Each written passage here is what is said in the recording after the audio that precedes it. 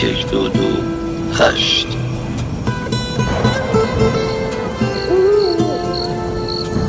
این مرتضلو وقتی ماهو میبینی تو صورت اون که دوستش داری نگاه کن تصور کن تو این قطار دنیا داری انگاری واگن نگاه کن عمر تو که با چه سرعت داره میره نمیتونی تصور کنی من چند بار دیدم ماهو از لای میله وقتی ماهو میبینی تو صورت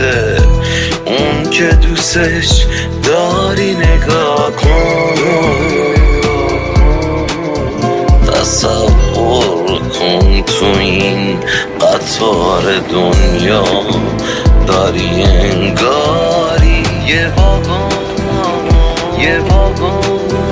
نگاه کن عمر تو که با چه سرعت داره میره نمیتونی تصور کنی من چند بار دیدم ماهو از لای میله تماس از نگران تهران و تماس گیرنده زندانی میباشد 2 هفته صبر کردم ماه کامل شه هوا ابر بود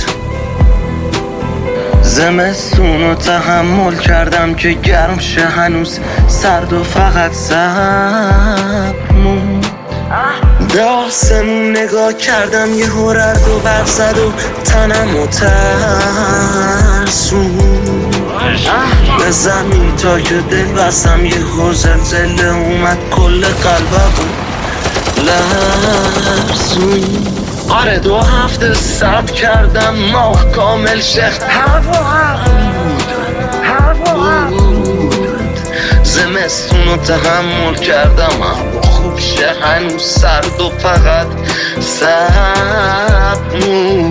به آسمون نگاه کردم یه رعد و برق زد و تنمو ترسون به زمین تا که دل بستم یه زلزله اومد کل قلبم لرزون راستش من توی مدت قرنطینه کامل دیگه کاملیات گرفتم یه وقتای مسئولیتت اینه که باید تک تنها فقط بیکار و بی هیچ وابستگی بدون هیچ حتی هدف و هیچ مسئولیتی فقط بتونی زندگی کنی نفس بکشی فقط بتونی فکر نکنی بتونی یک لحظه فقط یک لحظه هم شده هیچ دخالتی تو کار خدا مطالعه نکنی هیچ چیزی رو جا به جا نکنی از وقتا مسئولیتت اینه که هیچ کاری نکنی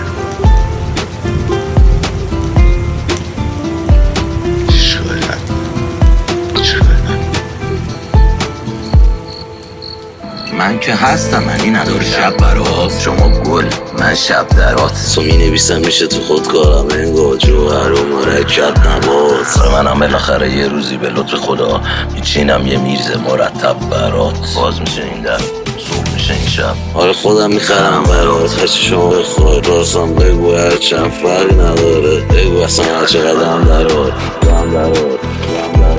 من جلو شما جیبم کلم برقرار زیپ یا دکمه رو جیب پول الفرار یادی جلو پاتره یه پالت دلار گرفتم فندک رفتم اینجا گنگی که تو اینمه همدم هنگی که مگه خداوند متعال کجا داده کمی که سیکه هم متوکل خودشونه هم از دم همیشه آماده و تحرکه